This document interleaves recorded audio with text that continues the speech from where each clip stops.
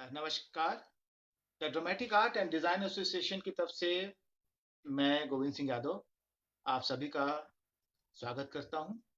और आज हमारे बीच हैं जास्मीन जी, जो आर्ट फैसिलिटेटर हैं और काफ़ी समय से इस सब्जेक्ट पे काम कर रही हैं। विजुअल फाइन आर्ट से जुड़े हुए हैं, पेंटिंग और बहुत सारी चीज़ें उसमें आती हैं जो आप करते हैं। तो चलिए उनसे बातें करते हैं, जानते हैं उनके बारे में कि आर्ट फैसिलिटेटर क्या होता है, कैसे काम करता है और वो कैसे इन चीज़ों से जुड़े हैं। और थोड़ा विलंब रहा, उसके लिए माफ़ कीजिएगा, कुछ तकनीकी प्रॉब्लम हो गई थी। चलिए।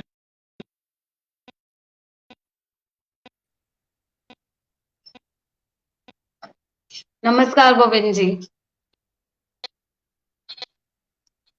आपकी आवाज नहीं आ रही मुझे ठीक से।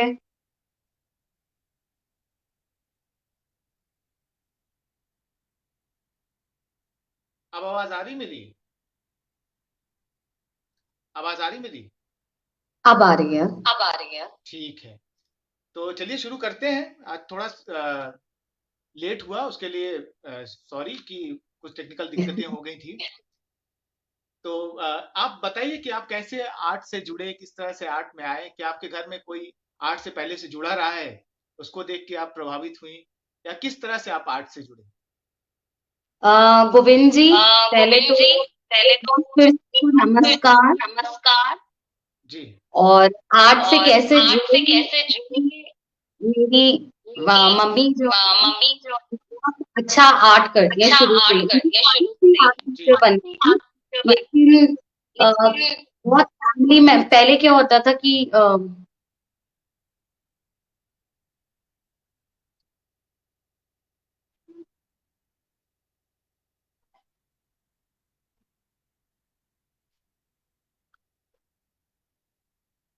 आई थिंक गोविंद जी अभी आ रहे हैं।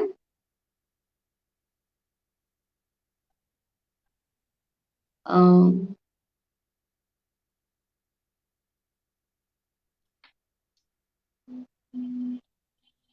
हाँ जी गोविंद जी। हाँ जी गोविंद जी। जी जी जी जी, तो शुरू करें, आप हाँ बताएं कैसे जुड़े आप? हाँ। मुझे तो पता तो चल गया। गोविंद जी, हाँ, तो गोविंद जी मेरी मम्मी घर पे मेरी पेंटिंग घर करती है, पे उनके पेंटिंग बच्चों करती को है, उनके शौक है। बच्चे को शौक है। उन्होंने कोई उन्होंने प्रोफेशनल कोई प्रोफेशनल क्वालिफिकेशन नहीं है, क्वालिफिकेशन नहीं है, बट उन्होंने मुझे बट हमेशा उन्होंने मुझे इनकरेज हमेशा किया। इनकरेज किया। और मेरे जी। को मेरे जो और मेरे स्कूल को मेरे जो स्कूल उन्होंने भी बहुत इनकरेज किया, मेरे फ्रेंड्स। और एक मैं छोटा सा किस्सा बताना चाहूंगी कि जो कि मेरे को लगता है कि बहुत जरूरी है ये इस समय में बताने के लिए। सारे जब हम छोटे होते हैं तो हमें इतना समझ नहीं होती ना, हमें ब्रांड चीजें, ब्रांडेड चीजें और ये सब चीजें बहुत पसंद होती हैं। तो मुझे बहुत अच्छे से याद है कि मैं 6th स्टैंडर्ड में थी और मेरी मम्मी को बहुत शौक था कि हर कंपटीशन में जाना है। तो वो बोलती थी प्राइज जीतना इम्पोर्टेंट नहीं है, जितना पार्टिसिपेशन इम्पोर्टेंट है। पार्टिसिपेट करना बहुत जरूरी है। तो मुझे ये किस्सा, शायद ये मेरा जीवन का एक टर्निंग पॉइंट था कि जिसमें उन्होंने बोला कि आप आज कंपटीशन है लियो एंड लायंस क्लब का। और मैंने बोला मम्मी मैं तो तैयार नहीं हूँ। नहीं नहीं, ऐसे ही चलो, मैं तुम्हें वहां, हम कहीं थे और उन्होंने बोला बस मैं देख के आई हूँ, तुम पार्टिसिपेट करो। और मैंने कहा ना रंग है ना वो है। तो मार्केट से, आपको याद होगा, एक मोमी रंग आते थे, शायद 2 रुपए या 5 रुपए के उस टाइम पे। और एक 2 रुपए का मम्मा ने स्केच पेन लेके दिया, शीट्स हमें वहीं से मिलनी थी, और वहां वो लेके दिया। और मेरा तो मुंह बन गया कि सब बच्चे इतने अच्छे अच्छे कलर्स, और मैं तो वो मोमी रंग, मतलब 2 या 5 रुपए के मोमी रंग उस टाइम पे। और मैंने बोला मैं कैसे करूंगी, मेरे को नहीं करना है, जैसे हर बच्चा होता है अंदर। तो मेरी मम्मी ने बोला कि जिस जो कला है, अगर ये मतलब ये, अगर ये छोटी सी चीज से तुम अगर अच्छा कर सकते हो, ये तुम्हारे अंदर कला है। जरूरी नहीं है तुम्हें बहुत महंगी चीजें ही लेनी है जिंदगी में और तभी तुम उसको कुछ कर सकते हो। और मुझे याद है, मुझे वहां पे मेरे को कॉन्सोलेशन प्राइज मिला था 75 रुपीज का उस टाइम पे। तो वो मेरे एक लाइफ की टर्निंग पॉइंट थी। और मेरे फ्रेंड्स, मेरे कलीग्स, मेरे स्कूल वाले भी मुझे आजकल, मतलब सब जानते हैं कि मैं रिसाइकिल भी, मतलब I do believe in recycling and I can do somehow. I think I'm quite blessed because of these few things. I can turn, I love to do recycling, and I can turn whatever is given to me into artwork. So ऐसे मैं इस line में आई. हर बच्चे की ऐसी कुछ कहानियां होती हैं जरूर। तो आपने पेंटिंग का कोर्स भी किया, कहाँ से किया? मैंने मास्टर वहां से किया। कुछ डिप्लोमा कोर्सेज मैंने दिल्ली से भी किए, जैसे शंकर्स एकेडमी ऑफ आर्ट से मैंने डिप्लोमा कोर्स किया। मीराबाई से मैंने कमर्शियल आर्ट्स में डिप्लोमा किया, और उसके बाद फिर मैंने मास्टर्स ग्वालियर में किया। और अभी भी मैं थोड़ा सा पढ़ती रहती हूँ, मुझे शौक है। मैंने अभी मैं ट्रेनिंग ली art therapy as a trainer, certificate course जो है वो किया। उसके बाद मैं एनजीओ से जुड़ी हुई हूँ, सुभाग फाउंडेशन, जहाँ पे हमारे पास 40 बच्चे हैं। मैं एक वॉलेंटियर वर्कर हूँ, और जहाँ पे मैं बच्चों को सिखाती हूँ, मुझे बहुत अच्छा लगता है, because I think they give you unconditional love, और वो आप कुछ सीख भी रहे हो और आपको कुछ मिल भी रहा है उनसे। और ऐसे ही मैं आजकल नीव आर्ट गैलरी से जुड़ी हुई हूँ, जो कि आप देख रहे हैं कि इस कोविड पीरियड में, पैंडेमिक में सबके लिए इतना डिफिकल्ट टाइम है, और स्पेशली बच्चों के लिए। तो हम लोग 28 के आसपास लाइव एंड ऑनलाइन एग्जीबिशन बच्चों की 10 से 4 से लेके 11-12 साल के बच्चों की ऑनलाइन एग्जीबिशन शुरू करने वाले हैं। और गोविंद जी, मैं आपको इनवाइट करूंगी, और आप भी अपने फेसबुक लाइव पे जरूर इसको दिखाइएगा। जरूर करेंगे, क्यों नहीं करेंगे। अच्छा, तो फिर आपने वहां से पढ़ाई की, अभी आपने बात की आर्ट थेरेपी। तो ये आर्ट हाँ थेरेपी जी। क्या होता है, कैसे काम करता है ये लोगों के लिए, या सिखाने में कैसे काम करता है? मैं आर्ट थेरेपी को शुरू करने से पहले गोविंद जी कुछ बोलना चाहूंगी। अगर आप कुछ कहना चाहूंगी अपने फ्रेंड्स के लिए, तो देख सकते हैं, और जो बाद में भी जुड़ेंगे। कुछ तो मैं फील करती हूँ रंगों के बारे में, और उसके बाद मैं कुछ आर्ट थेरेपी के बारे में बोलूंगी। तो मेरे पास ये कुछ लिखा हुआ है कहीं, जो मुझे बहुत अच्छा लगा, मेरे को लगा सबके साथ शेयर करना चाहिए। पहले, रंग क्या है, एक्चुअली रंग है क्या, जो मैं फील करती हूँ और आपसे शेयर करना चाहती हूँ। कहते हैं काला रंग अशुभ होता है, कहते हैं काला रंग अशुभ होता है, पर नजर ना लगे उसका टीका भी होता है। हम बच्चों को काला टीका लगाते हैं, और जब कुछ पार्टी में जा रहे होते हैं तो हमारे माँ बाप खुद बोलते हैं जरा ऐसा काला टीका लगा लो, नजर ना लगे उसका। तो गोविंद जी, मैंने शुरुआत ऐसे की, कहते हैं काला रंग अशुभ होता है, पर नजर ना लगे टीका भी तो होता है। सौंदर्य के लिए कभी आंखों में डलता है, कोयले की खजानों में नसों में पिघलता है, निषेध में कभी कपड़ों पर चढ़ता है, काली पट्टी में कभी आंखों में पड़ता है। कहते हैं काला रंग अशुभ होता है, नजर ना लगे उसका टीका भी होता है। रंग हरा, अब मैं रंग हरे पे जाऊंगी। रंग हरा, घर से दूर पतझड़ का इलाज हरियाली ही तो है। घर से दूर पतझड़ का इलाज हरियाली ही तो है। खून पसीने से खेतों में लहराता हरा रंग। शबनम की नाजुक बूंदों को संभालती जरद हरी पत्तियां, शबनम की नाजुक बूंदों को संभालती जरद हरी पत्तियां, किसी विशाल वृक्ष की टहनी पर सिमटी हुई सी दुनिया। कहीं कड़ा सूखा सहकर भी मुस्कुराता नन्हा सा पौधा। हरा रंग जिंदगी की कहानी है, हरा रंग जिंदगी की कहानी है। अब मैं पीले रंग पे आ रही हूँ। पीला रंग, पीला खुशबू का रंग है, जाड़ों की सुबह में सरसों का रंग है, खुशी से लबरेज बच्चों के गुब्बारों का रंग, हर हर पहली सूरज की तरफ रुख करते सूर्य फूलों सा, किसी शोक दुल्हन पर हल्दी का रंग, पीला खुशबू का रंग है। नीला रंग, आई थिंक सारे लड़कों को बहुत पसंद है नीला रंग, तो उनके लिए रंग नीला और उसकी छटाएं कहीं आसमान सा उन्मुक्त, कहीं सागर सा लहराता, कहीं नीलम सा चमकता, या फिर कहीं किसी पुराने मकान की पुरानी दीवार सा स्तब्ध नीला रंग। ये रंग नीला। चलते हैं लाल रंग। लाल रंग को लाल रंग कोमल है, लाल रंग कोमल है, लाल क्रांति है, लाल रक्त है, लाल दिशा पूरब है, लाल उगता सूरज है, और ये आखिरी रंग सफेद। सफेद श्वेत है, सफेद संत है, सफेद उत्पत्ति है, सफेद अंत है। पहली किलकारी से बेदाग कफन तक सफेद शांत है, सफेद ज्वलंत। ज्वलंत। तो मेरे लिए ये रंग, ये मेरी दुनिया है, और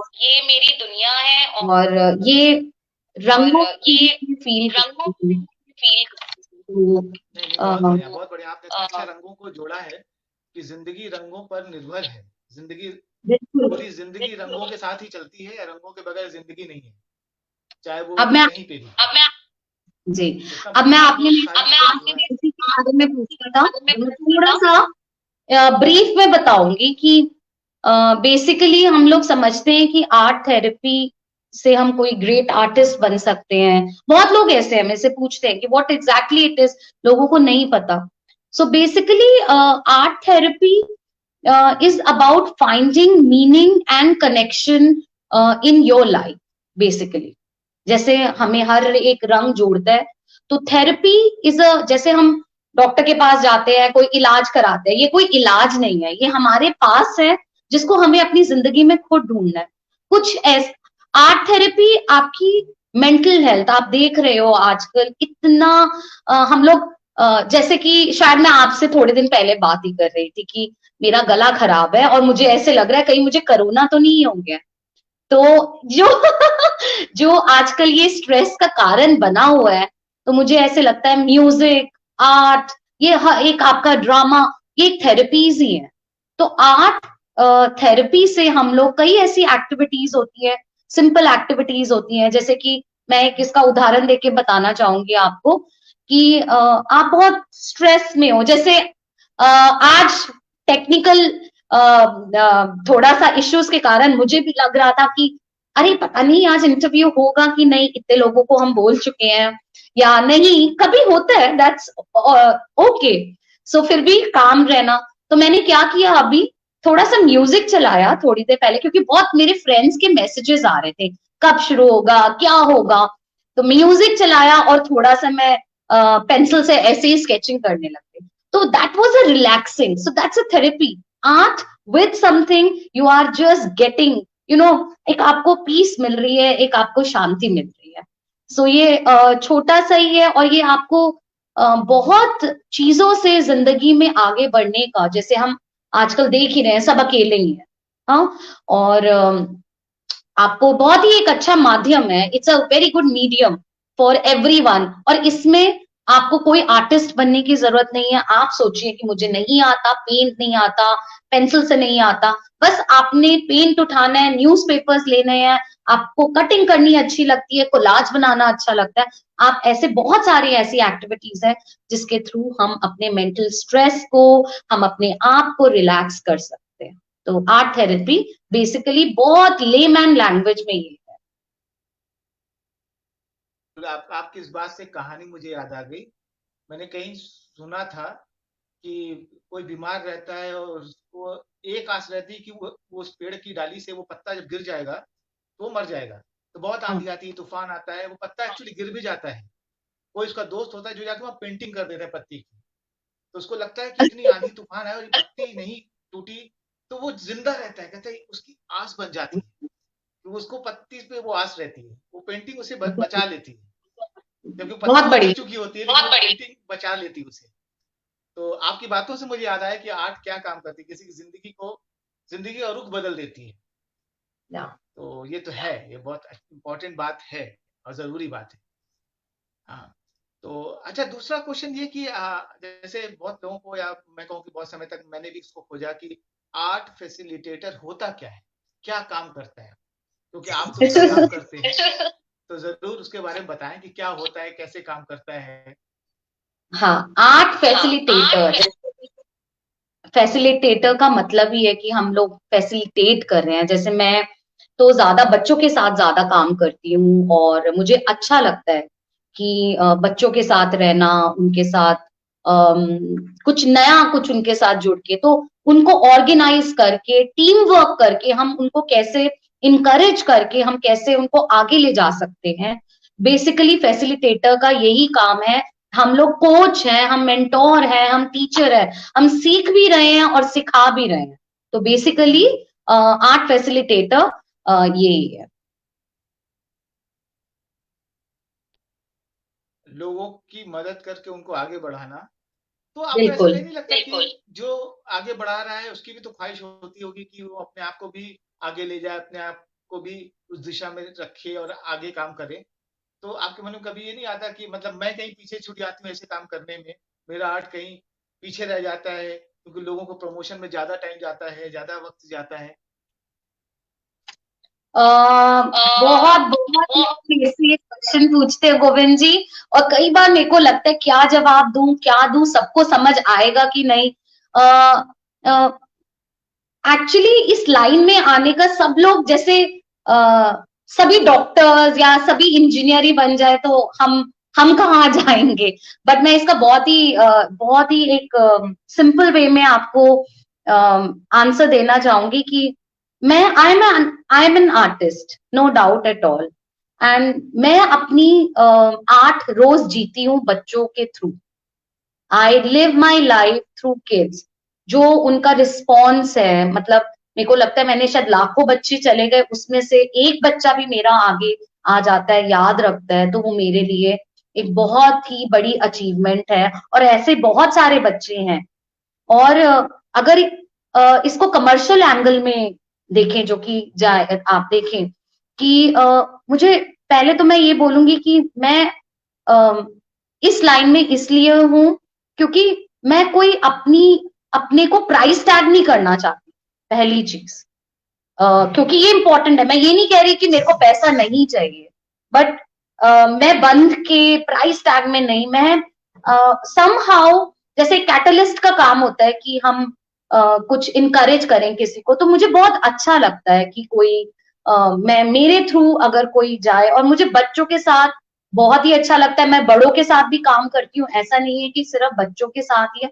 फिर भी उनकी खुशी में अपनी खुशी, बड़ा वो लगता है ना फिल्मी टाइप का, लेकिन ये एक्चुअली रियलिटी है। और मैंने, आपको पता है, कोचिंग टीचिंग आप भी करते हैं, it's a best profession in the whole world. आप जहां पे आपको, आपको खुद पर्पस है आपकी लाइफ का, आपकी जिंदगी का एक पर्पस है। और मैं एक छोटा सा इसमें बोलना चाहूंगी कि जापानीज लोगों की एक थ्योरी है इकाकार, अगर आपने पढ़ा है, इसकी किताबें भी आजकल बहुत आ रही हैं। उसमें 4 पॉइंट्स है जो कि बहुत बेसिक पॉइंट्स है, बहुत सिंपल वे में मैं आपको बताना चाहूंगी, और शायद मैं इससे बहुत रिलेट करती हूँ। पहला, कि जब भी हम कोई काम करें, आपको पेमेंट होना बहुत जरूरी है। आपको पेमेंट, हमें खाना तो खाना है। दूसरा, क्या आप इसमें गुड हैं, are you good at it, क्या आप एक्चुअली गुड हो। जैसे आपका मैं देखती हूँ, जैसे आप तो पीछे रह नहीं सकते ना, आप भी तो लोगों को इनकरेज करते हो, है ना। तीसरा पॉइंट, क्या ये नीड है हमारी मार्केट में, क्या ये नीड है मार्केट की। और चौथा पॉइंट, कि क्या आप, you really love whatever you are doing. So these 4 points जो इकागाई के पॉइंट्स है, इका जो है जापानीज थ्योरी, क्या आप ये आपकी जिंदगी में पूरे फिट हो रहे हैं, ये मेरी जिंदगी में पूरे फिट होते हैं। मुझे पेमेंट मिल रही है और मेरे को पता है कि मार्केट में क्या जरूरत है। और मैं बहुत खुश। और अब 16-17 साल हो गए मुझे बच्चों के साथ, बड़ों के साथ काफी टाइम हो गया अभी, और स्टिल आई एम लर्निंग। तो मुझे बहुत अच्छा लगता है कि हाँ, थोड़ा बहुत तो मैं भी सीख गई हूँ, कि मैं बोल सकती हूँ कि थोड़ा सा, कि मैं भी, yes, I am good at encouraging people, और may be what they are doing. So इसका यही जवाब है मेरे पास। बहुत बढ़िया। नहीं, बच्चों के साथ काम करना अद्भुत चीज है दुनिया में, कि आप दुनियादारी भूल के आप बच्चे जैसे बन जाते हैं। और एक तो और जब चीज बच्चों और एक और चीज जो हाँ जी, बोलिए बोलिए। जो आदमी को बहुत वो कभी भी अपने आप को बूढ़ा नहीं देखना चाहेंगे। तो आप बड़ों के साथ थोड़ा सा रहो तो एक मेच्योरिटी आती है ना। तो बच्चों के साथ आप हमेशा जिंदगी भर यंग ही रहोगे। उससे यंग भी रहेंगे और प्लस आपके पास नए नए आइडियाज आते हैं। जो बड़े होने के बाद बिल्कुल। आइडियाज फिक्स्ड हो जाते हैं, बिल्कुल, बच्चों के साथ आइडियाज की कोई सीमा नहीं होती, कुछ भी सोचते हैं। जी गोविंद जी, आपकी आवाज नहीं आ रही। गोविंद जी, आवाज नहीं आ रही मुझे। आवाज नहीं आ रही।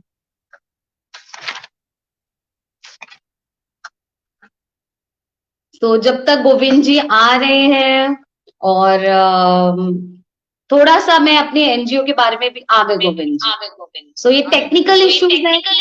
टेक्निकल इश्यूज मैं एनजीओ बोल के रही बारे थी में कि ये हमारे हाथ में नहीं है। हाँ, वो तो है। एनजीओ के बारे में आप बता रही थी, प्लीज एनजीओ के बारे में आप बताएं, फिर मैं अपना क्वेश्चन आपसे पूछूंगा। तो मैंने सोचा आप जब तक ज्वाइन करेंगे मैं कुछ बोल ही दूं। तो एनजीओ, मैं सुभाग फाउंडेशन के साथ काम करती हूँ, वॉलंटियर वर्कर। 7 साल हो गए हैं। और वहां पे हमारे पास करीब 40 बच्चे हैं, जो कि मजदूरों के बच्चे और बहुत ही गरीब हैं बच्चे, जिनको हम लोग मैथ, साइंस और आर्ट और हेल्थ केयर प्रोवाइड करते हैं फ्री ऑफ कॉस्ट। और जो कि काफी बच्चे बहुत अच्छा काम कर रहे हैं उनकी हाइजीन के बारे में। और अभी लॉकडाउन में भी हम लोग जो टीचर्स हैं वहां पे ऑनलाइन क्लासेस, जिनके पास मोबाइल है, सबके पास तो नहीं है, बट जिनके पास मोबाइल है वो लोग ज्वाइन कर रहे हैं। एक्टिविटी शीट्स हम लोग, एक व्हाट्सएप ग्रुप हम लोगों का बना हुआ है जो कि हम उन लोगों को प्रोवाइड करते रहते हैं। और मुझे कभी मौका मिलेगा तो मैं डेफिनेटली कभी आपके प्लेटफॉर्म पे उनको लेके आऊंगी, आप उनसे भी बातें करिए और बताएं, उनसे भी उनके थॉट्स और एक्सप्रेशंस जानिए। सो ये छोटा सा ही था, मेरे को लगा कि थोड़ा सा शेयर करूं। नहीं नहीं, बिल्कुल शेयर तो काम काम ही शेयर किया जाता है। वही मैं पूछ रहा था कि बच्चों के साथ कैसे काम करते हैं, क्या काम करते हैं, किस तरह उनको मतलब एक्टिविटीज देते हैं, वो कैसे मतलब उनको आप डील करते हैं। अ, देखो गोविंद जी, हम्म, कि इन बच्चों के पास आप ये सोच के चलिए कि मटेरियल कुछ भी नहीं है, कोई सामान या कुछ ऐसे नहीं है। तो हम कोशिश करते हैं कि जो बच्चे बहुत अच्छे हैं, है ना, उनको अलग तरीके से गाइडेंस दी जाए। और हमारे कई एनजीओ के ट्रस्टी हैं जिन्होंने बच्चों को अडॉप्ट करके उनकी एजुकेशन के लिए, अगर वो इंजीनियर बनना चाहते हैं, या एक दो बच्चे हमारे आर्ट में बहुत अच्छे हैं तो उनको आर्ट स्कूल में एडमिशन देने के लिए भी उन्होंने किया है। तो हम लोग काफी ऐसा, मेरे स्कूल की ही बहुत कलीग्स हैं जो कि जो सामान हमें कई बार भेज देते हैं कि आप ये हम आर्ट मटेरियल आपको भेज रहे हैं, आप बच्चों को कराइए आर्ट एक्टिविटीज। और हम जैसे simple activities like paper folding से, न्यूज़पेपर से पेपर बैग बनाना, सिंपल एक्टिविटी है ताकि वो किसी काम में तो लगे। कुछ कुछ ऐसी चीजें, मैथ्स हो गया बनाना, या जो कि घर में ही हमारे पास चीजें पड़ी हैं, हम उनको यूज करके, और आगे देखो इनके लिए रोजी रोटी बहुत जरूरी है। तो अगर ये थोड़ा सा भी आगे जाते हैं तो ये इनकी पढ़ाई ना छूट के साथ साथ ये काम होके तो ये बहुत अच्छा जीवन जी सकते हैं। तो ये हमारा सब टीम वर्क है, सब लोग करते हैं।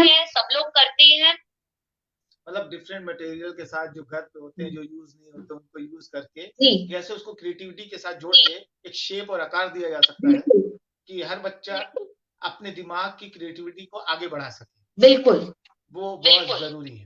तो अच्छा, बिल्कुल। ये तो बच्चे की होगी बात, लेकिन जब आप बड़ों के साथ काम करते हैं, बड़ों का तो दिमाग एक जगह फिक्स हो जाता है, तो हाँ, उनके लिए कैसे रास्ते निकालते हैं, उनको कैसे टास्क देते हैं कि उनकी जो क्रिएटिविटी बढ़े, उसके लिए क्या करते हैं। आजकल मैंने नोट किया ट्रेंड बहुत चेंज हो गया है। हर किसी को जल्दी काम चाहिए। जैसे कि अगर हम अपने पुराने आर्टिस्ट को देखें, आज भी लोग, बहुत आर्टिस्ट हैं हमारे जो ऑयल पेंट्स में काम करते हैं, पहले मैं बोलना चाहूंगी, लेकिन आजकल कोई नहीं पसंद करता। उनको होता है जो जल्दी से काम हो जाए, फटाफट हो जाए, वो ही काम सबसे अच्छा है ना। और कुछ बट आजकल का ये भी प्लस पॉइंट है कि हमारे पास गूगल माता और पिता है, जो कि आसानी से आप लोग गूगल करके कहीं पे भी पहुंच जाते हैं। और लोग, ये बच्चे बहुत स्मार्ट है आजकल के, बड़ों की मैं बात कर रही हूँ, कि फटाफट गूगल किया, ये बना लेते हैं, ये कर लेते हैं, यहाँ से आइडियाज आ जाएंगे या ऐसे हो जाएगा। तो मुझे थोड़ा सा ये लगता है जब मैं उनके साथ काम करती हूँ, क्योंकि ये मैंने ऑब्जर्व किया और नोटिस किया है कि वो थोड़ा सा, थोड़ा नहीं, काफी हद तक वो काफी डिपेंडेंट है आजकल डिजिटल वर्ल्ड पे हमारे। और जैसे हम लोग पहले सोचते थे कि हम खुद करेंगे, कोई न्यू देख आप, जितने हमारे पुराने आर्टिस्ट हैं, हम उनका एक अपना स्टाइल रहा है, उनका कोई कॉपीड, उनका एक सिग्नेचर स्टाइल है। जैसे हम कोई पेंटिंग एमएफ हुसैन की देख रहे हैं, आप फटाफट पहचान जाएंगे। और अभी क्या है, बहुत ज्यादा मैं कई चीजों में देखती हूँ जो नए आ रहे हैं, ऐसा नहीं है कि वो काम नहीं अच्छा करे, बट जैसे वो लोग बहुत, ये नहीं मैं कहूंगी कि कॉर्पोरेट काम अच्छा नहीं है या कुछ ऐसा नहीं है, बट हम लोग काफी डिपेंडेंट हो गए हैं डिजिटल दुनिया पे। मतलब हमारी सोच जो है हमारी, उससे निकलना बहुत थोड़ा कई बार हो जाता है। जैसे कई बार वो अटक जाते हैं, ये क्या, कौन सा रंग, कौन सा मटेरियल, कैसा टेक्सचर, क्या बनाए। सबसे पहला मुश्किल क्वेश्चन होता है, आप किसी आर्टिस्ट से भी पूछ सकते हैं, हम क्या बनाएं, आप हमें हेल्प करिए, हम क्या बनाएं। तो क्या बनाए में तो आप, ये मेरे लिए भी कई बार बहुत क्वेश्चन ऐसा हो जाता है, क्या, कई बार आप भी बोलोगे ना कुछ भी बनाओ, अब वो कुछ भी क्या है। तो जैसे मेरी टीचर ने मुझे स्टार्टिंग में ये बोला था, जब हम क्लास में बैठते थे सारे बच्चे, कई बच्चे होते हैं कि ये नहीं आता मैम, ये नहीं हमसे होता। तो उन्होंने मेरे को एक चीज बोली थी, अगर आपको बिंदु लगाना आता है, if you can put a dot, you can do anything.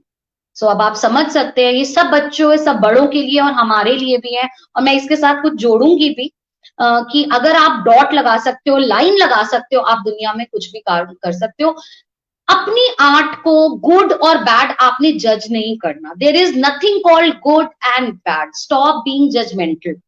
जो आपको अंदर से खुशी दे रहा है, जो आप अपने एक पेपर पे एक्सप्रेस कर रहे हैं, वो एक ब्यूटीफुल आर्ट वर्क है।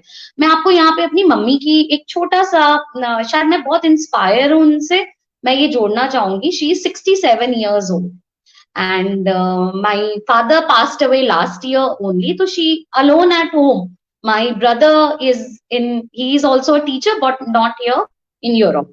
So बहुत अकेली, तो हमें भी ऐसा लगता है कि क्या करती हैं, क्या कर रही होंगी या कैसे करेंगी। बट मैं आपको बताऊं, वो जितनी इंस्पायरिंग है, और मैं ये सबको बोलना चाहती हूँ, चाहे वो बड़ी उम्र के हैं या छोटी उम्र के हैं, आप अपना पैशन कभी मत छोड़िए। मैं, ट्रस्ट मी गोविंद जी, उन्होंने पेंटिंग बनाना शुरू किया ये लॉकडाउन में ही, क्योंकि जो वो बचपन में नहीं कर पाई। वो गवर्नमेंट ऑफिस से रिटायर्ड है और काफी अच्छी पोस्ट से रिटायर्ड है। और मैंने उनको देखा जब करते हुए, शायद मेरे को वो इतनी इंकरेजमेंट उनको लगी कि उनका मैंने फेसबुक, हम भाई बहनों ने मिलके फेसबुक पेज बनाया कि आप अपनी पेंटिंग्स डालिए और आप बनाइए। उन्होंने जीरो से शुरुआत की। हाँ, थोड़ा बेसिक उनको पता था, और यूट्यूब की वीडियोस देख के, और कुछ कुछ हम लोग भी उनको भेज देते थे कि ये आप ऐसे बना लो मम्मा, आप ऐसे कर लीजिए। और कम से कम आज उन्होंने A4 साइज, जो बिल्कुल छोटा सा साइज होता है, वहां से शुरू होकर अब तो बड़ा भी बनाने लग गई हैं। कम से कम उन्होंने 150 से 200 पेंटिंग्स बना ली हैं during this pandemic.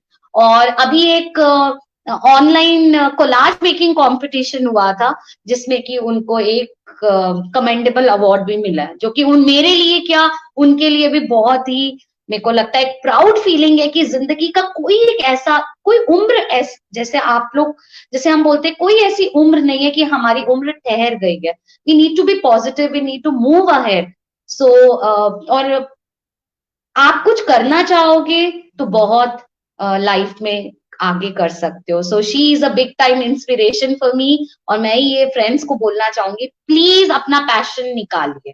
Just take a brush, take a pencil, newspaper, anything, even you can take things from the kitchen हल्दी हो गई आपकी, कुछ नहीं है, नील है वॉशरूम से, उसी से पेंट करिए। एंड कॉफी पेंटिंग, जो कि कॉफी सबके घर में है, प्लीज ये सब काम करिए, यू विल जस्ट एंजॉय।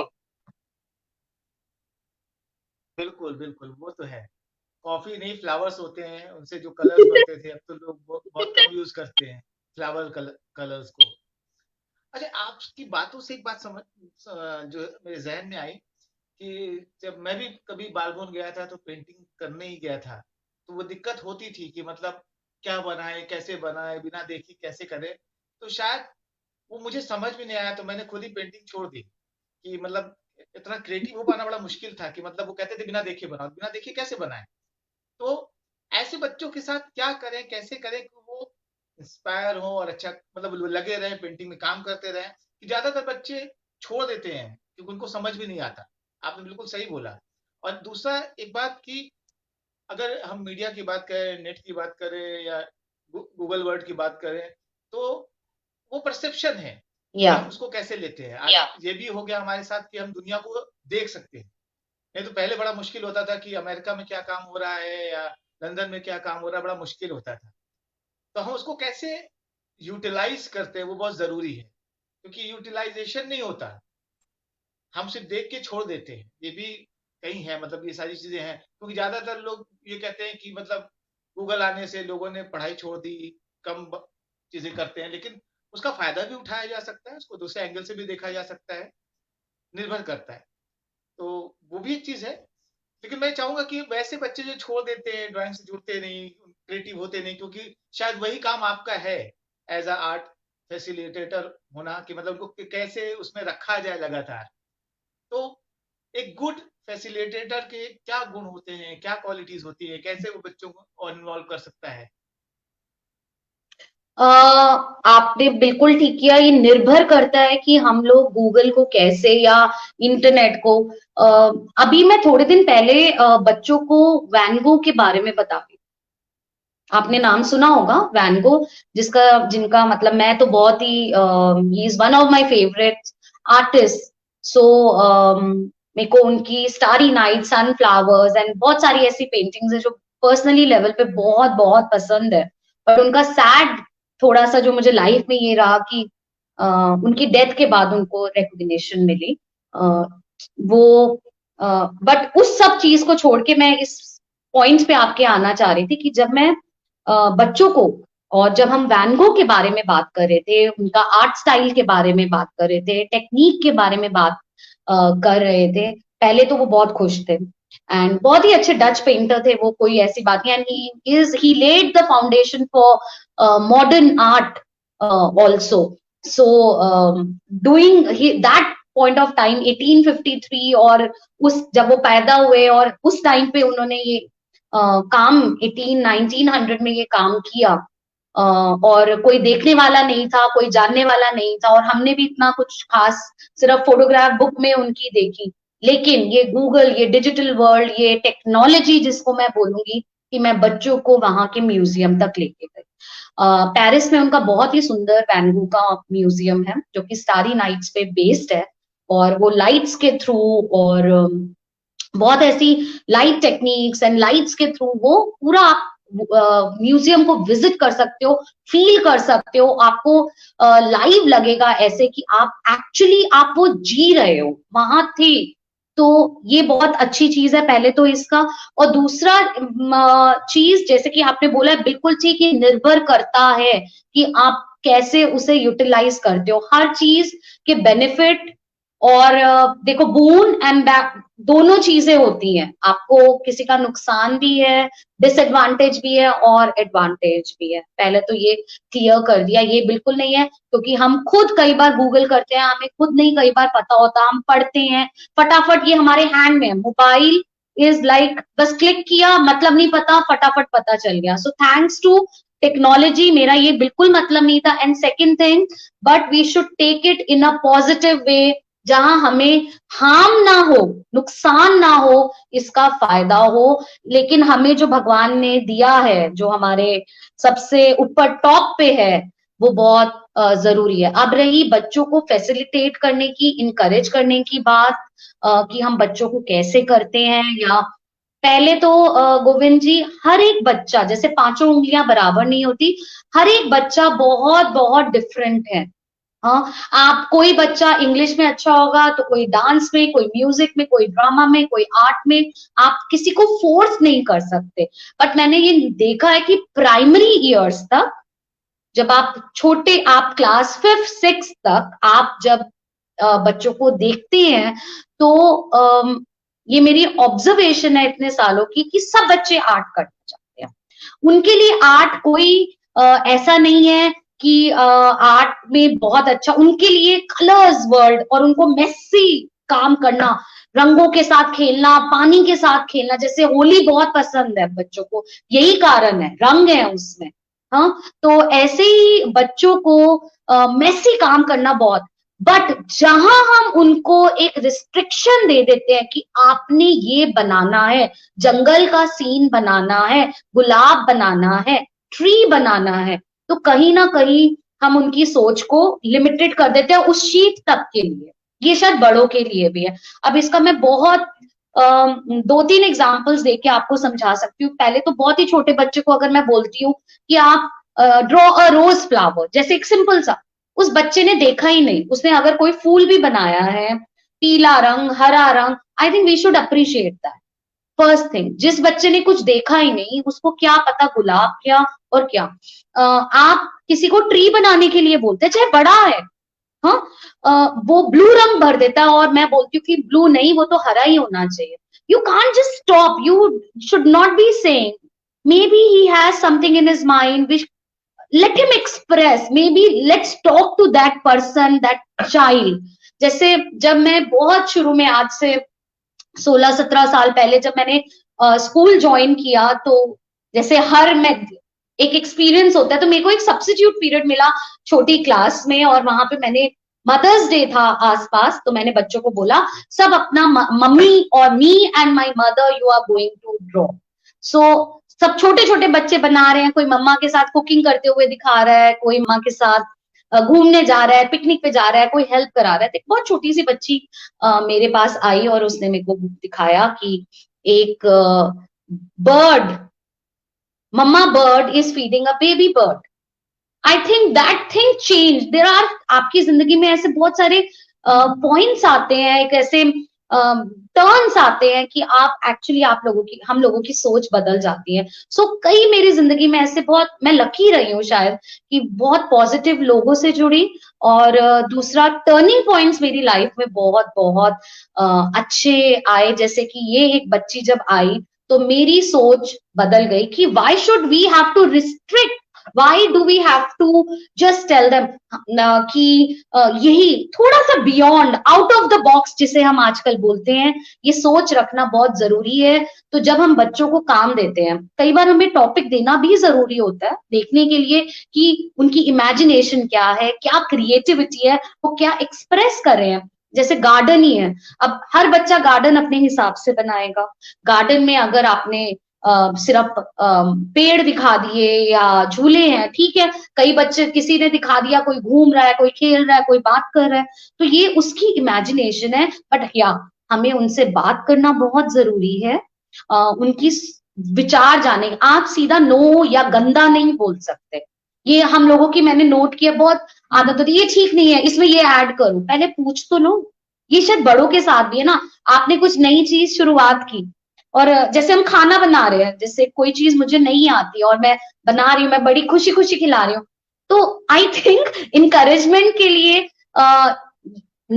ये ना बोल के कि ये अच्छा नहीं है, हम थोड़ा सा कुछ और भी बोल सकते, शायद इसमें अगर तुम ये ऐड करो, ये और अच्छा लगे। तो नहीं नहीं, सच में ये बहुत बढ़िया बात है। और एक्चुअली मैं बालबन जाया करता था, तो वहाँ यही होता था कि हमें कलर्स दे दिए जाते थे, कहा जाता था कुछ भी करो, क्या करोगे नहीं पता, कुछ करो, कलर के साथ खेलो, खेलते खेलते आपको एक दिशा मिल जाएगी। तो आपसे बात करते करते वो चीजें याद आने लगी कि जब हम छोटे थे, बालबन जाते थे, तो 5 कलर दे दिए जाते थे, बस कहा जाता था करो जो करना है, पूछो मत। तो अपने आप वो शेप और आकार बच्चा लेने लगता है, या बनाने लगता है, जो उसके अंदर होगा वो निकल के आ जाएगा। तो ये तो बहुत इंपॉर्टेंट और सही बात है। आजकल क्या होता है, बहुत प्रेशर दिया जाता है आर्ट के ऊपर कि नहीं तुम्हें कथक सीखना है, नहीं तुम्हें एक्टिंग सीखनी है, जबकि हो सकता है उसमें मन ना हो उसका। तो छोड़ दो, जहाँ जाना है वो चला जाएगा।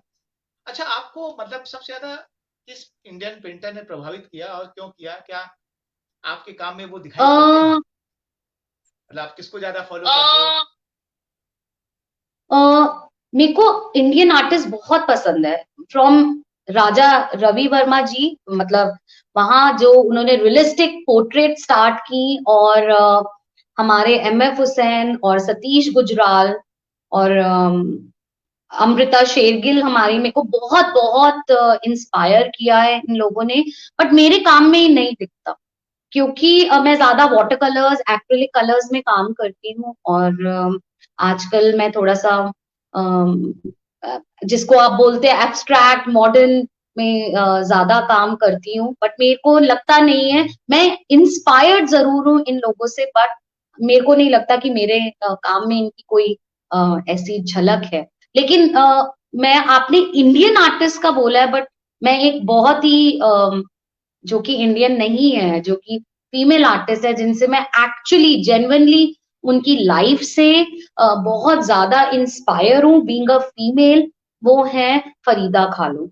और मैं ब्लॉग्स भी लिखना, मेरे को एक्चुअली मेरे फ्रेंड ने ही बोला कोविड में कि तुम लिखो, कोशिश करो, तो मैंने पांच पांच छह ब्लॉग्स लिखे, जिसमें मैंने एक बहुत ही इंटरेस्टिंग ब्लॉग जो मुझे भी पर्सनली अच्छा लगता है, वो मैंने उसमें लिखा कि blessed are the weird people. Weird, weird मतलब आप जैसे, मेरे जैसे म्यूजिशियन, ये सब वियर्ड ही तो है, तभी तो वो ब्लेस्ड है। सो मैंने उसमें फरीदा खालो के साथ आई कुछ अपना कनेक्शन जोड़ने की कोशिश की है, जो मैं बिल्कुल उनके पास भी नहीं जाती। वो मैं जो शेयर करना चाहूंगी कि मैं इसलिए उनके साथ इतना, मेरे को I can feel her somehow. She was modern in her thoughts, काफी मॉडर्न थी वो अपने ख्यालों में। उन्होंने अपनी जिंदगी में इतना स्ट्रगल देखा, एक्सीडेंट हुआ, उनकी बैकबोन, उनकी रिब्स फ्रैक्चर होने के बाद भी she was a motivation, she is still a motivation for lots of people जो फरीदा खालो को देखते हैं। और उनका एक अपना स्टाइल है, अगर आप उनकी पिक्चर याद करें तो उनकी आईब्रोज एंड वो ऐसे बाल बना के बहुत अच्छे से, अगर आप देखें, बहुत फैशन वर्ल्ड आजकल उनको बहुत फॉलो कर रहा है। एंड जो मेरे लिए ये इंस्पायरिंग चीज उनके साथ ये रही कि कोई भी जिंदगी में मुसीबत आए, दिक्कत हो, हमें हिम्मत नहीं हारनी है, हमें आगे मूव। वो हॉस्पिटल में बेड पे लेटे लेटे, जहां उनकी कोई बॉडी पार्ट हिल नहीं रहा है, वो हैंडीकैप है, और वो फिर भी पेंट कर रही है।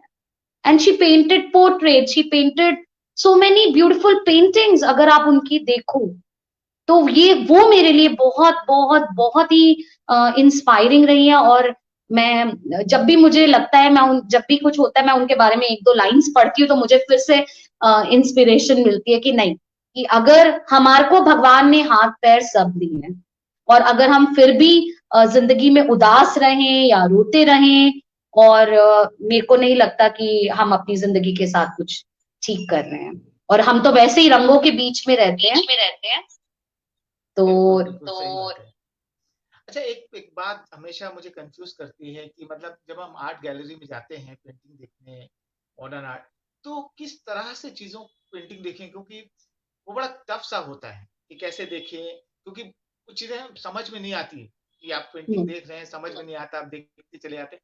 तो एक नॉर्मल आदमी जाए तो कैसे देखे, क्या समझे, किस तरह उसको देखना चाहिए पेंटिंग को? ये बहुत जरूरी लगता है मुझे, वो उसके बारे में कुछ बताएं तो बहुत अच्छा रहेगा।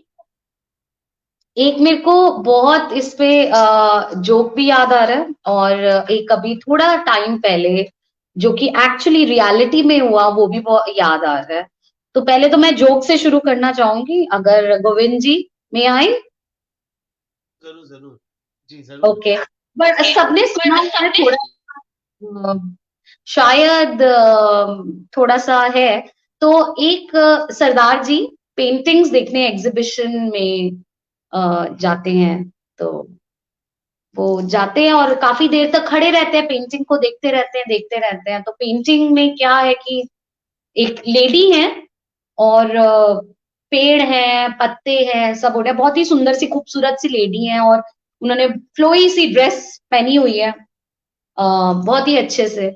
तो काफी देर तक देखते रहते हैं। तो जो वहां का आर्टिस्ट आता है जिन्होंने वो पेंट करी होती है, तो वो बोलते हैं कि आपको इतनी अच्छी लगी है, thank you thank you thank you very much.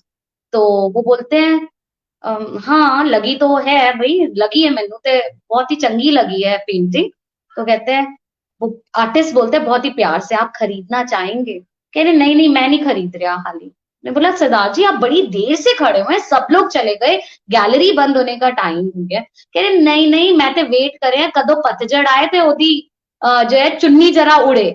So you know this is a funny fact कि मैं इसलिए ये शुरू करना चाह रही थी कि क्या नजरिया होता है हर एक इंसान का देखने, और क्या वो पेंटिंग को देखता है, क्या सोच के वो देखता है, क्या लेता है, या कैसे उसको विजुअलाइज करता है, जिसे मैं बोलूंगी। पहली बात तो कि जब भी हम लोग आर्ट एग्जीबिशन में, जिसको मैं बोलूंगी आर्ट अप्रिसिएशन, ओके, ये बहुत ही इंपॉर्टेंट चीज है कि वी शुड अप्रिशिएट एवरी, मतलब हर तरह की आर्ट हमारी, चाहे वो ट्राइबल हो, फोक हो, चाहे वो आर्ट गैलरीज में हो, हमें एक आर्ट अप्रिसिएशन करना बहुत जरूरी है। हर एक इंसान अपनी सोच से आर्ट बनाता है, अपने हिसाब से उसमें रंग भरता है, अपने और अपने क्या वो उसके दिमाग में क्या विचार चल रहा है वो उसको पोर्ट्रेट अपना एक्सप्रेस करता है। जहाँ पेंटिंग में हम गा के अपनी फीलिंग्स को सुना सकते हैं, ड्रामा में हम बोल सकते हैं, बट पेंटिंग में through colours, through pictures we can just express. क्योंकि पेंटिंग बोल नहीं सकती, सिर्फ उसका बोलने का तरीका है, उसके रंग, उसकी टेक्निक, और उसने क्या है उस पेंटिंग में।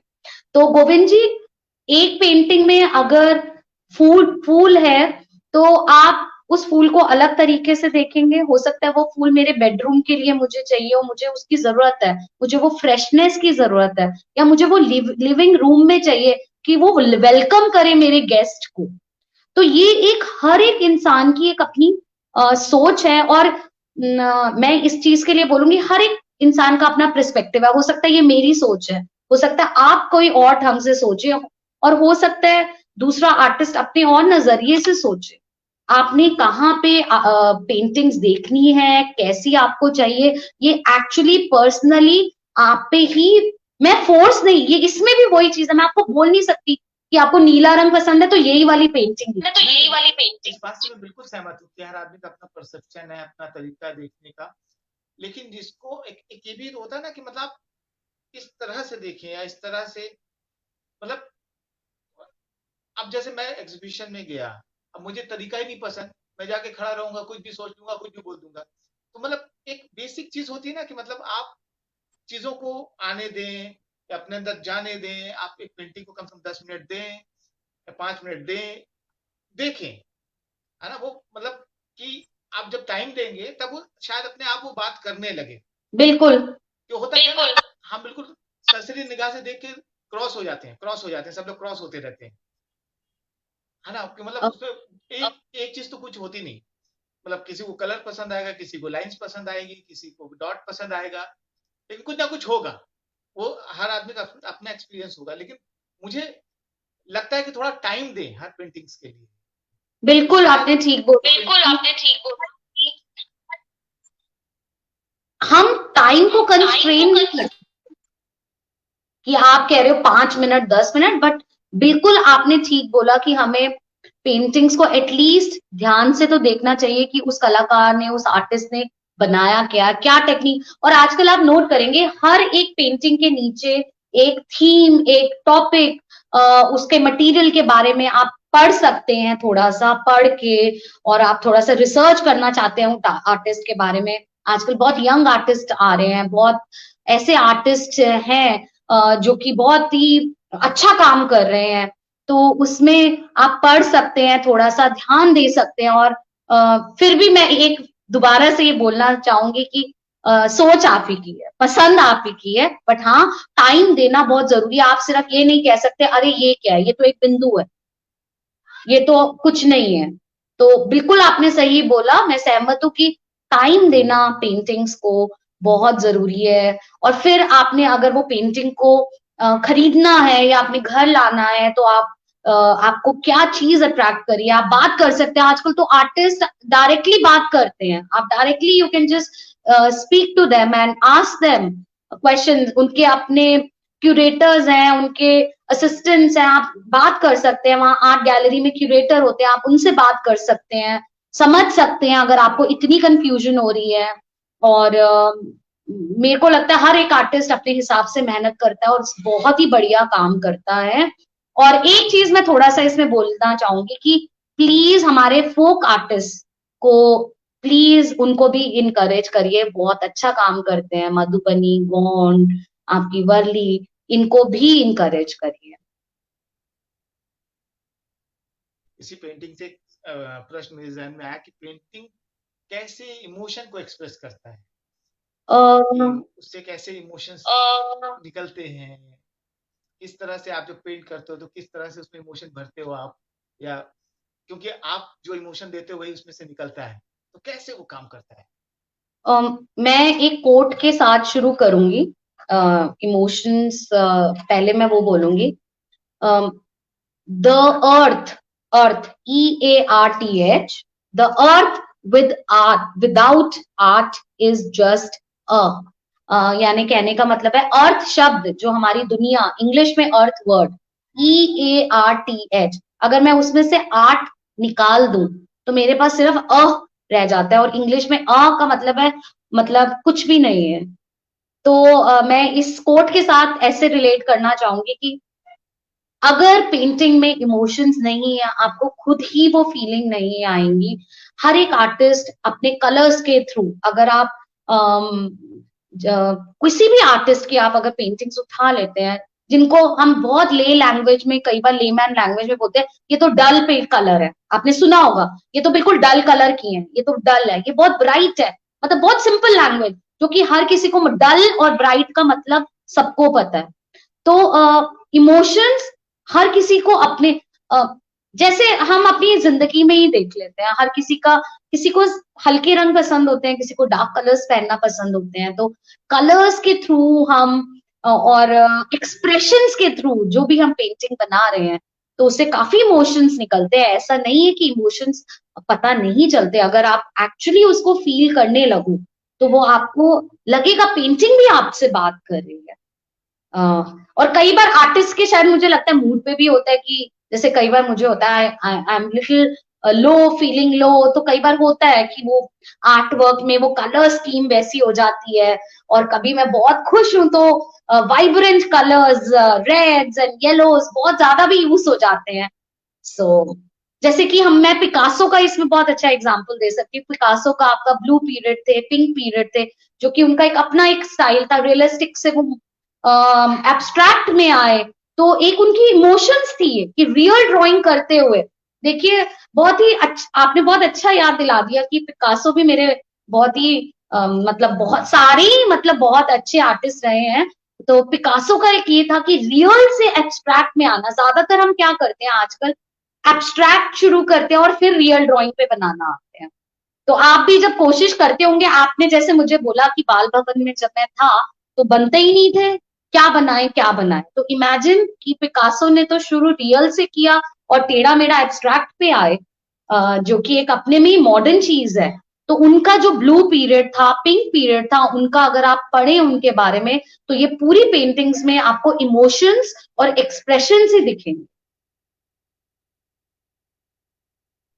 इमोशन एक्सप्रेशन तो पेंटिंग में होते ही हैं, क्योंकि थिएटर में भी हम जो एरा को ये डिफाइन करते हैं पेंटिंग से ही करते हैं। कि मतलब रियलिज्म की अगर जब बात करते हैं, नेचुरलिज्म की बात करते हैं, तो सारा पेंटिंग के थ्रू ही वो वर्क हमें समझ में आता है कि कब कौन से एरा में क्या क्या चेंजेस आए हैं। तो ये तो बहुत इंटरेस्टिंग सी बात है, बड़ी मजेदार बात है। पेंटिंग सिर्फ अपने आप में वो थिएटर से भी बहुत अच्छे से जुड़ता है। तो आगे आप आने वाले समय में क्या सोच रहे हैं, क्या प्लानिंग है अपने काम को लेके, कैसे आप उसको प्लान कर रहे हैं? आगे समय में अभी तक मैंने जितनी भी 5-6 एग्जीबिशंस, हाँ उससे थोड़ी सी शायद ज्यादा, जितनी भी एग्जीबिशंस करी हैं वो बच्चों के साथ ही करी, मतलब हमेशा उनके साथ ही किया है, और मैं उन्हीं के साथ ही करना चाहूंगी। और इस बार तो मैं चाहूंगी कि मेरे एनजीओ के बच्चे भी इसमें आए और ये जल्दी से पैंडेमिक खत्म हो।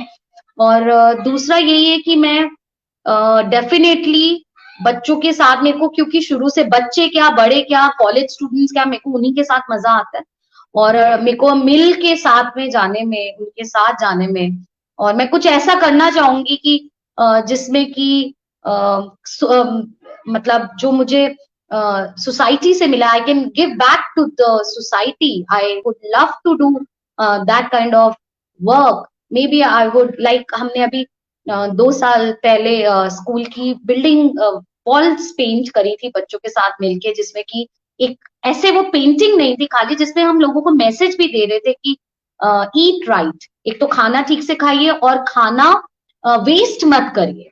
तो which was just outside, which was, I think that was a lovely message, because हम लोग खाना छूटा छोड़ते ही छोड़ते हैं। सो बच्चों के आइडियाज के साथ मिलके हम टीचर्स ने, हम फैसिलिटेटर्स ने ये वॉल पेंट करी थी, और बहुत ही अच्छा रहा हमें। मतलब बच्चों ने बहुत कुछ सीखा, हमने बहुत कुछ सीखा, हंसी मजाक रही, और ये नहीं कुछ उन, मतलब बहुत ही अच्छा टीम वर्क रहा। तो मैं चाहूंगी कि मैं ऐसा काम करूं, और मेरी बहुत इच्छा है कि एक दिन मेरा अपना एक आर्ट कैफे हो, जो मैं आज तक बहुत सिर्फ बहुत क्लोज फ्रेंड्स से शेयर किया है। I want to have my own art cafe where we can have only people are coming and painting and sitting and enjoying coffee along with few books, and they can sit for hours, and this is my dream, to have some unique kind of art cafe in somewhere in Delhi, or maybe I really don't know कि उसको कितना time लगेगा, but that is my dream, and I want to do something for the, definitely for the society. For the Yes. society. नहीं, ये बहुत अच्छा idea है। आपको बहुत सारा बेस्ट ऑफ लक कि आप इसको कर पाए, बना पाए, क्योंकि ऐसे आर्ट कैफे होने चाहिए दिल्ली में बहुत जगह पे, कि लोग जाएं, अपने आप को एक्सप्लोर कर पाए, मतलब जिस तरह से चाहते हैं, क्योंकि हर जगह कॉमर्शियल है और एक्सप्लोर करने की जगह कम है। हर कोई सिखा रहा है लेकिन खुद से एक्सप्लोर करने की जगह नहीं है। बिल्कुल। तो ये बहुत अच्छा आइडिया है, बहुत बढ़िया सा आइडिया है। अच्छा, कभी कभी मतलब आप आर्ट के अलावा अपना समय और कहाँ देना पसंद करते हो? क्या और इसके अलावा आपको अच्छा लगता है? क्योंकि एक होता है ना कि आर्ट आर्ट हो गया, कि अब थोड़ा सा ये कर लेते हैं, क्योंकि नई चीज चाहने के लिए कभी कभी आर्ट से हटना भी पड़ता है, कि हटते हैं तो एक नया आइडियाज फिर से आने शुरू होते हैं। तो आप उससे हटने के लिए क्या क्या करते हैं? हाँ, तो गोविंद जी, जैसे कि मैं फीमेल हूँ, और फीमेल को गॉसिप करना तो सबसे ज्यादा अच्छा लगता है, तो मुझे गॉसिप करना तो सबसे ज्यादा अच्छा लगता है। आप मुझे फोन पे घंटों बातें करा लो, मुझे बहुत अच्छा लगेगा किसी भी टॉपिक पे। शायद कई बार मैं सोचती हूँ मुझे ये नहीं भी पता, लेकिन मुझे बात करनी है।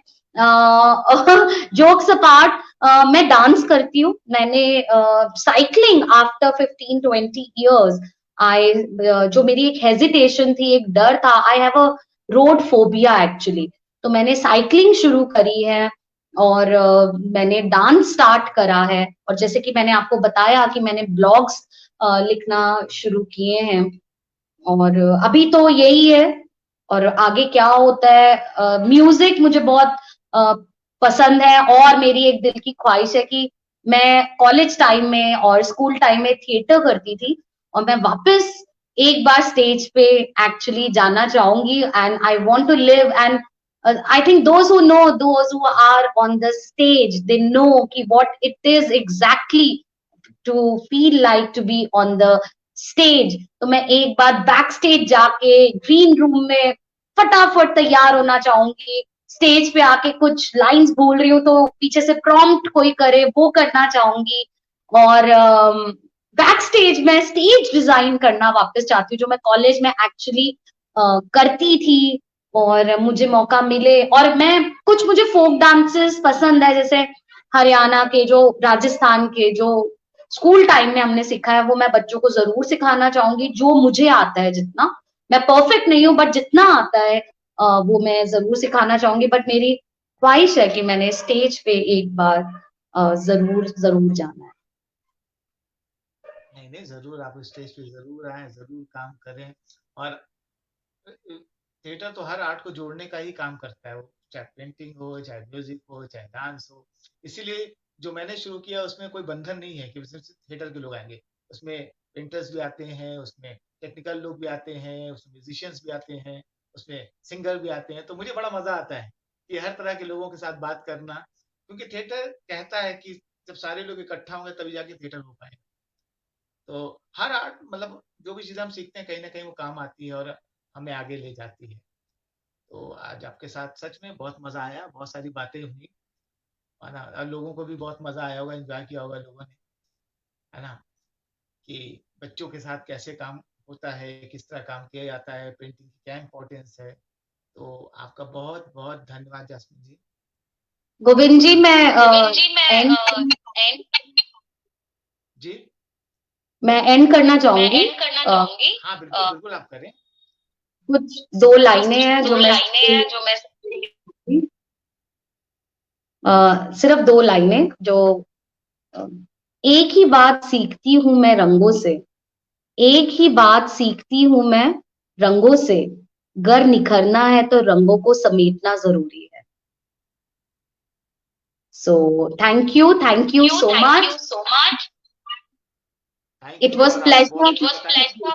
रंगों को समेटना जरूरी है और रंगों के साथ रहना जरूरी है। बिना रंग के जिंदगी भी रंगीन नहीं बेरंग होती, है। तो रंग तो चाहिए, तिरंग है। तो उम्मीद है कि सब लोग रंग के साथ रहें और बहुत सारी पेंटिंग्स बने और बहुत लोग उससे जुड़े और काम करें। तो आपका बहुत बहुत धन्यवाद, थैंक यू और शुभ रात्रि, थैंक यू। Thank you.